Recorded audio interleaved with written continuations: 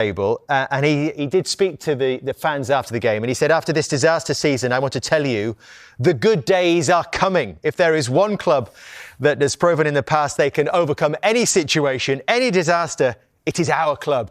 It is Manchester United. Well, are you inspired by those words? Oh, I'm not sure about inspired, but it can't be any worse next year, can they? You know, they can't be any worse. They'll have to improve. There's obviously a few players' contracts up who will leave. We go back to recruitment. They certainly need to get players in who know, I think, the Premier League.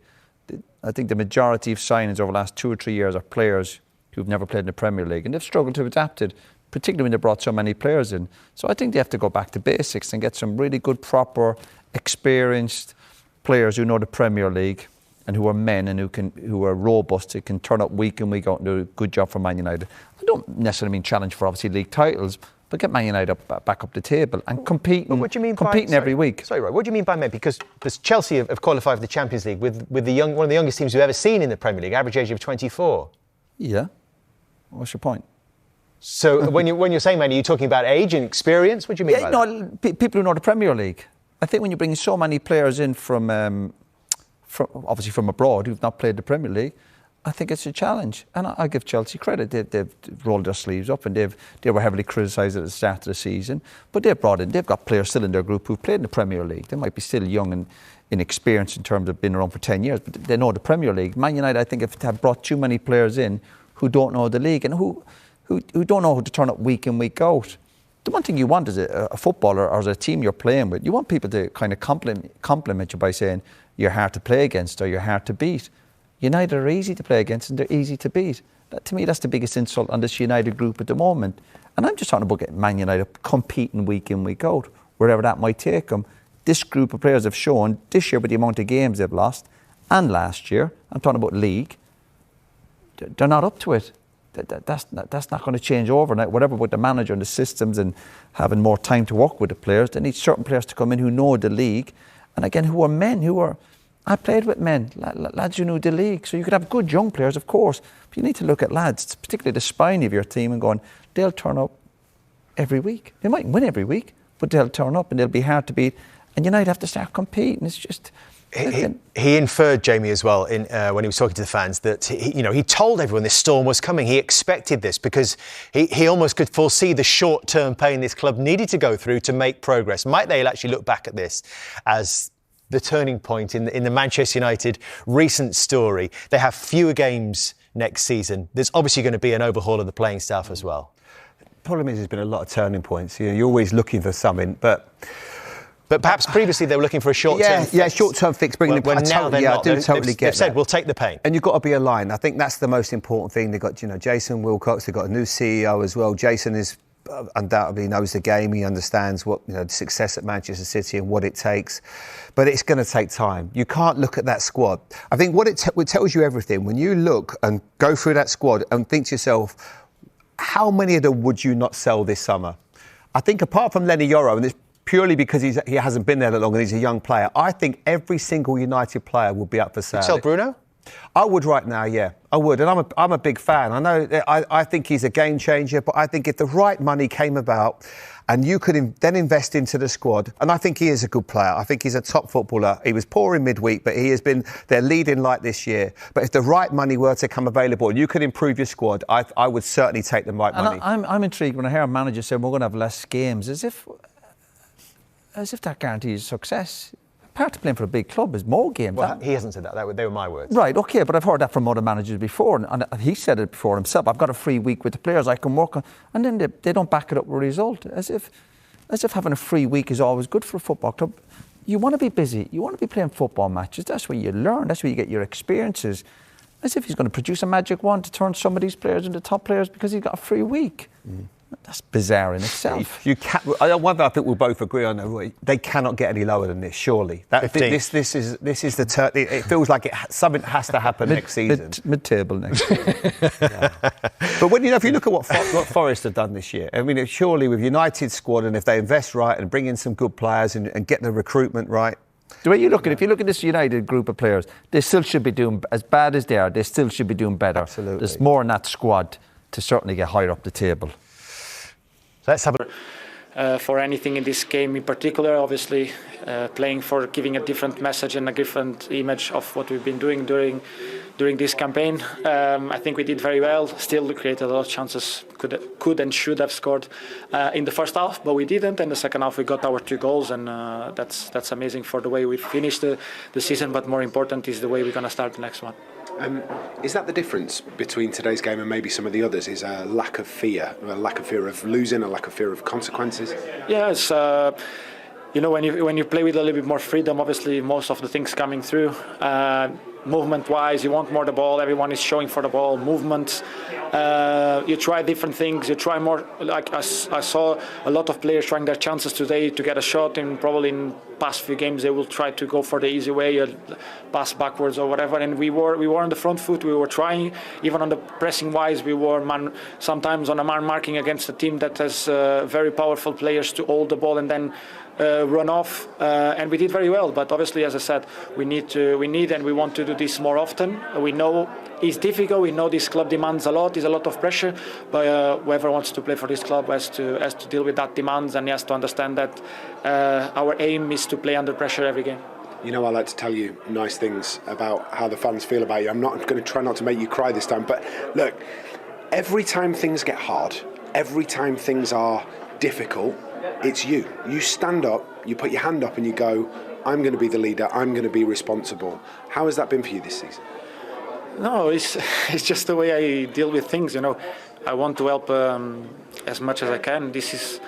I'm living my dream, so I'm just a very lucky guy that is living his dream in one of the best clubs in the world, in the best league in the world. So what more can I ask? I just have to give it all for myself, for my teammates, for my fans, for everyone that's been through every moment with me, and that's all. And we get to live it with you, and that's brilliant. I hope it's going to be brilliant moments. Either a little bit more frustrated, but I try my best to give more brilliant moments than frustrating ones. Bruno, thank you for everything as always. Thank you very much. End of season address, you apologised to the fans as you said you would yesterday. You also said we have to stick together. Clearly before the game there were protests. Is that what you mean, or what do you mean by? No, it's everything. It's hard to point one thing. Is in difficult moments sometimes we blame each other as a club, as a family. It's normal, but we need to stick together and we will be okay. That's all. Pete. Hi Ruben. After this season, you acknowledge of so many lows. What have you seen to give you hope that there is, to say that there are better times? That we have to see next season. I think we are again we are improving as a team. Sometimes the results don't show that, but we are improving. Again, in the final, I think we was not a great game. But if you ask anyone who's the better team in that game, was us. That is clear. Today we did a good game against a team that with 1 point could be in Champions League. So I think we are improving, and then we are changing so many things in Carrington. And there are so many things important in this club that the results don't show. You cannot see it, but they will be really important in the future. Sam. Congratulations on today. When you've talked about the need for change a lot since you've come in, and areas of weakness and things like that. 3 years ago, Bruno Fernandes said the club needed open heart surgery.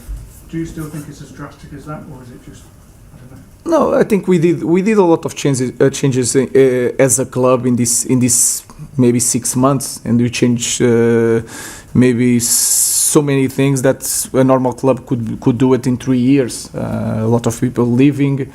And in the day by day, the way we behave, who is in charge in Carrington, who decides things, I think we are changing that. That is really important. If you look at in the past, I think that was a characteristic of this club, that the culture was, the standards were really high.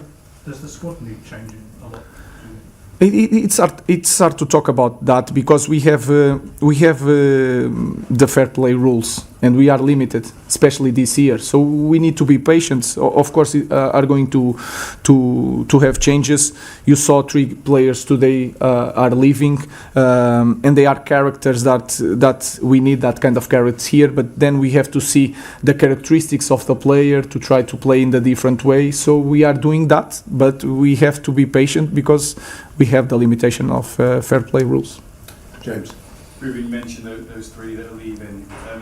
Garnacho was not in the squad as well today, and there's indications that you told him that he could find a new club this summer. Can you clarify what the situation is with him, and also just explain Onana's absence? Onana was just for Altai to have this experience, and sometimes the goalkeepers nowadays they need space to play, also to feel important, because we need 2-3 goalkeepers ready to play especially when you have a lot of competition. And then Garnacho is a Manchester United player that is not in the squad today, but is a normal player in our club, and I have no news that will change today.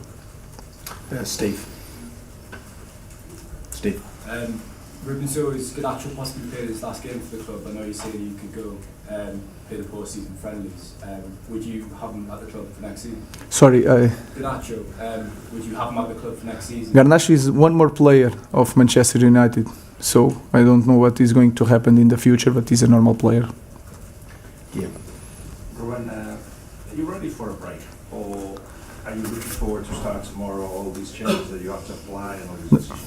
No, I'm really excited to finish the season. I'm going to be really honest with you guys. I'm really excited to start again. So we cannot lose any time. We need to prepare the pre-season. We will have this pre-season. If you look in the next years, we'll have World Cup. So we will not have time to take advantage of that. We have to make some changes in our squad. And we have a lot to do, so I'm really excited in this moment. Last question, Dave. You just said that you're looking forward to the break. Obviously, you've got the post-season tour now, but can you understand why, when next season starts, you'll be under huge pressure from the word go because of this season, how disastrous, as you said, this season's been? Can you accept and understand that pressure will be on you and the players from the very first game? Yeah, that is normal. That is a risk when I start 6 months ago, and if you start now, we can have a pre-season, prepare the future, and then that season will be the first season. People will look at me as not just the first season. I have to deliver next year.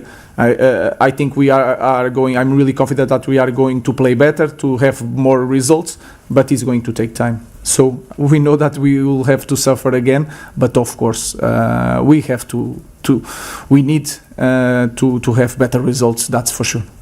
Thank you. Ruben Amorim is excited to kickstart the planning for his Manchester United side to come back stronger for the new season, following the conclusion of the 2024-25 campaign. The Reds closed out a disappointing season on a positive note, on the final day of 2024-25, beating Champions League chasing Aston Villa with a confident 2-0 win at Old Trafford. Ahmad and Christian Eriksen scored second-half goals to give United all 3 points, meaning we ended the Premier League season in 15th position. Of course, it hasn't been the season we hoped for at Old Trafford, as Ruben acknowledged in his post-match press conference, agreeing that he is excited for the season to end and to move on. However, the boss took on a confident tone in his media debrief, and equally, stressed that he is eagerly anticipating the future, as he looks forward to pre-season and juggling his squad. Keep reading for all of the boss's key quotes from his final post-match press conference of the season. Ruben, congratulations on the win. In your end-of-season address you apologized to the fans, as you said you would yesterday. You also said you had to stick together. Clearly, before the game, there were protests. Is that what you mean, or what do you mean? No, it's everything. It's hard to point to one thing. In difficult moments, sometimes we blame each other. As a club, as a family, it's normal. But we need to stick together and we will be okay, that's all. After this season and you acknowledge the so many lows, what have you seen to give you hope to say that there are better times ahead? That We have to see next season. I think we are, again, we are improving as a team. Sometimes the results don't show that, but we are improving. Again, in the final, I think it was not a great game, but if you ask anyone who is the better team in the game, it was us, that is clear. Today, we did a good game against a team that, with 1 point, could have be in the Champions League. So I think we are improving. And then we are changing so many things in Carrington. There are so many things important in this club that the results don't show. You cannot see it, but they will be really important in the future. You've talked about the need for change a lot since you've come in, and areas of weakness and things like that. 3 years ago, Ralf Rangnick said the club needed open heart surgery. Do you still think it's as drastic as that, or is it just? No, I think we did a lot of changes as a club in this maybe 6 months, and we changed maybe so many things that a normal club could do it in 3 years, a lot of people leaving. And in the day by day, the way we behave, who is in charge in Carrington, who decides things, I think we are changing that. That is really important. If you look in the past, I think that was a characteristic of this club, the culture, the standards were really high.